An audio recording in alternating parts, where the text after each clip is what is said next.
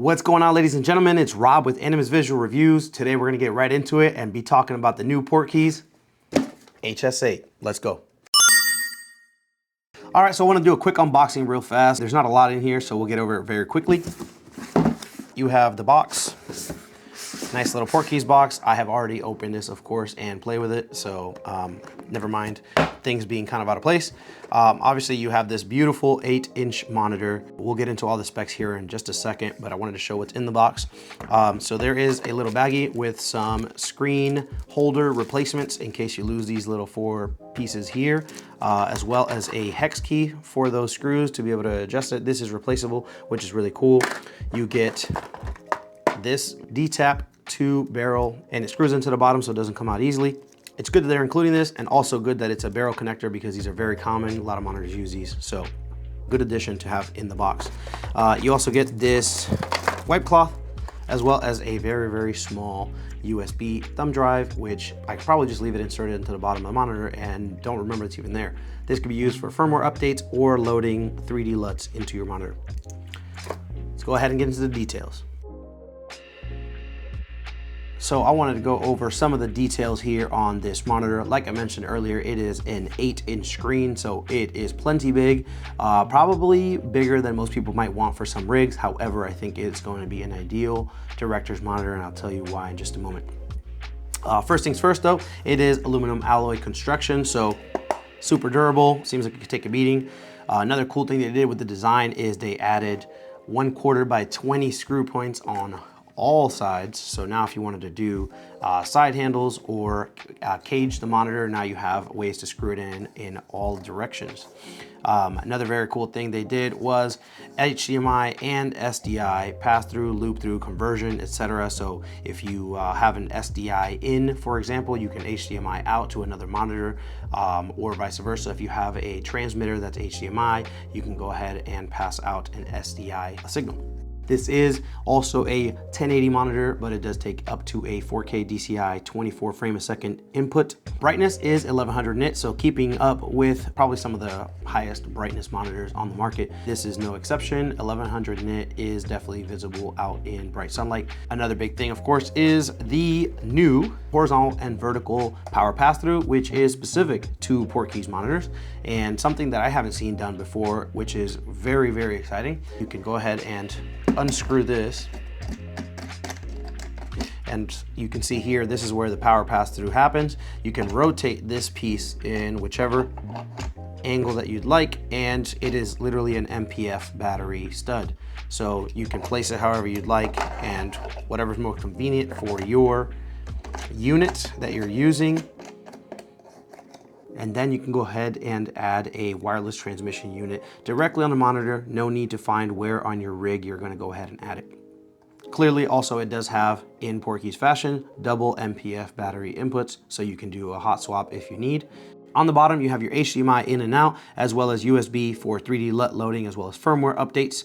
On this side, you will have your headphone jack for your audio, as well as SDI in and out. Then you have your DC barrel port for your power. On top, you have your 1/4 by 20 thread, as mentioned earlier. You have a couple of preset buttons, so function buttons 1, 2, 3, and 4. You can program these to any of the different functions that the monitor supports, such as false color, peaking, etc. And here you have a quick input change, so if you're going from SDI to HDMI, you can just press that button. And your menu is also a push button wheel, as well as a scroll. And then you have an exit button when you need to get out of the menu. Another really cool thing about this monitor is the addition of this bezel mount. So if you wanted to mount this as a desk monitor or a monitor for maybe a live stream, you have a way to properly mount this aside from the 1/4-20s all around.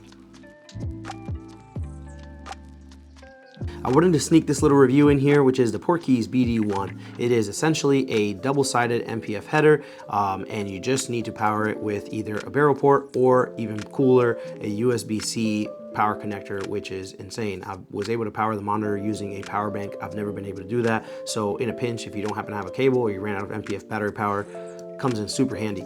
It comes with this really, really long D-tap to barrel connector.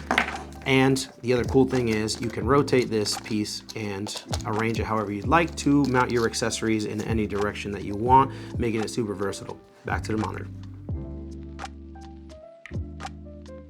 All right, so now I want to get into the details of how this monitor operates, both power and pass-through power for your accessories. So first, I'll use the included cable. This is barrel to D-tap. Go ahead and insert it and screw it in for safety. Great. Now you go ahead and insert that into your D-tap battery of choice. Make sure the poles are in their right position. And bam, there is your normal power. It's on, as you can see, and monitor is on. Second option for powering this monitor now is using the BD-1, which again is not included, but I thought I'd show how this piece operates. I'm gonna go ahead and turn this off and unscrew the AC power cable here. So if you just screw this into the side of this BD-1, and once again, go ahead and insert that into your D-tap battery. Bam, turn it on, you have power. Great, so that's one more way to do it. Once again, I wanted to show exactly how sick it is that I can take this little power bank that I got on Amazon for like $30 to power this monitor without the use of a big and maybe expensive V-mount battery. So go ahead and turn that off, unscrew this, plug the USB-C port into the USB-C. As you can see, it already gave me a reading. Boom. Monitor has power. One thing I was curious about that I haven't been able to test is just how much power I can pull through the BD-1 for multiple accessories, for example, and if it'll work. So what I'm gonna do is plug in now this very small transmitter from Moment. Boom. So now it's on. All right, so now that I've plugged this in, I realized that, hey, my accessory is pointing in the wrong direction because I would like this HDMI cable to be closer to the HDMI in and out ports. So go ahead and unplug that, unscrew this piece, rotate it the opposite way, and now I can switch the direction of the accessory and my cable is much more accessible. Boom. So you can see power just came on the unit and it's running literally the monitor and this unit all off this USB-C power bank. That is absolutely bonkers. And I have not tested it before, I just wanted to check. So now we see the transmitter is on, the monitor is on, and I am getting a feed, which is frankly insane. The fact that you can run a whole monitor and a wireless transmission unit off a little power bank like this is amazing and could probably save you in a pinch on a shoot. Likewise, I wanted to show obviously that you can plug this into not just this BD-1 unit, because what's the fun in that? It comes with its own horizontal and vertical MPF pass-through power plate. So go ahead and unplug here and boom, replug into this side. And sure enough, power comes on the transmitter and I'm still powering through USB-C. Boom, I'm getting at least a signal right now and survey says it doesn't like it. So in full transparency, it probably doesn't love powering 2 units off this USB-C. As the screen was blacking out, I had to turn off the screen and return it on. So I have a feeling it was a power issue. And just as a note, the power bank has a maximum of 20 watt through power delivery, so it isn't the BD-1's fault. Unfortunately, the power bank just doesn't supply enough power for both the monitor, which requires 20 watts maximum, and the unit to also be powered. However, obviously running the BD-1 directly through the D-tap port to barrel, or of course running it directly to the monitor should work no problem, just like it's working now. As you can see, everything's operational and you can see my signal here.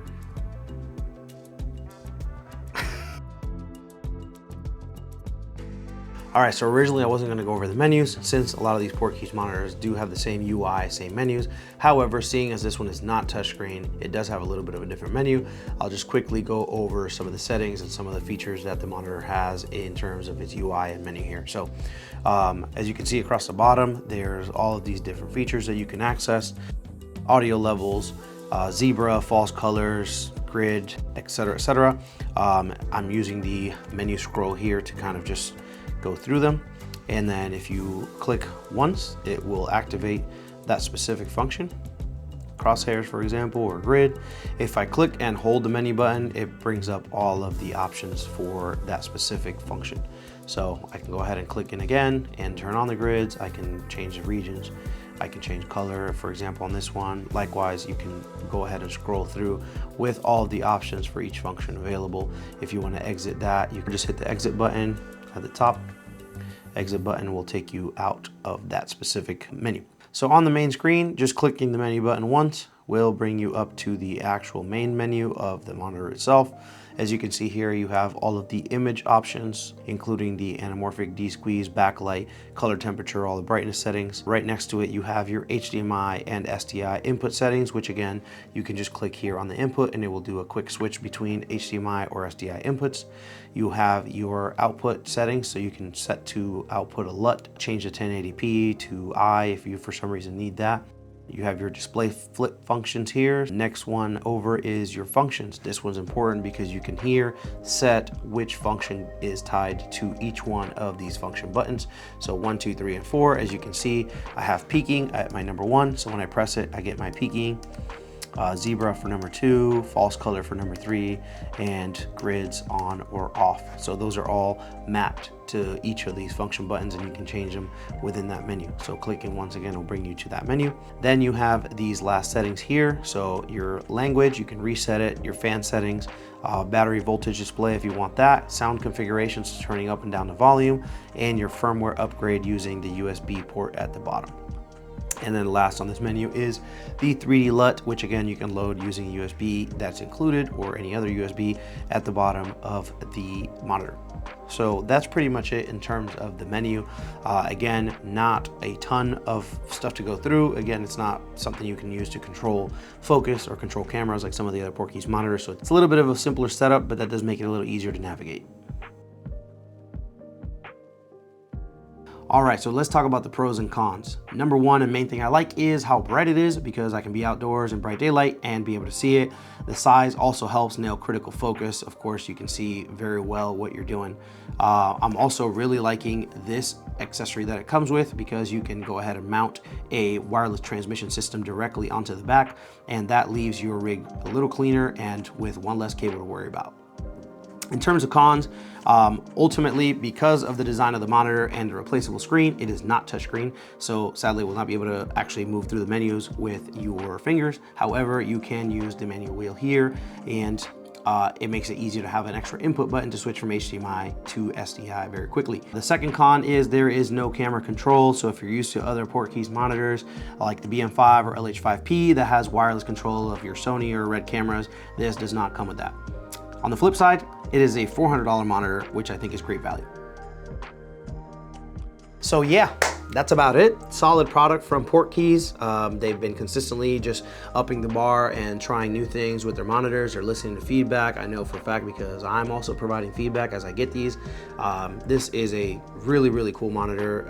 Love how big it is. And of course, this accessory port is huge. You know, a lot of people use HoloLand Tech transmitters, receivers. So for your wireless video transmission systems, it's like indispensable to be able to clear out a power cable and not have to find a place on your rig where to put it.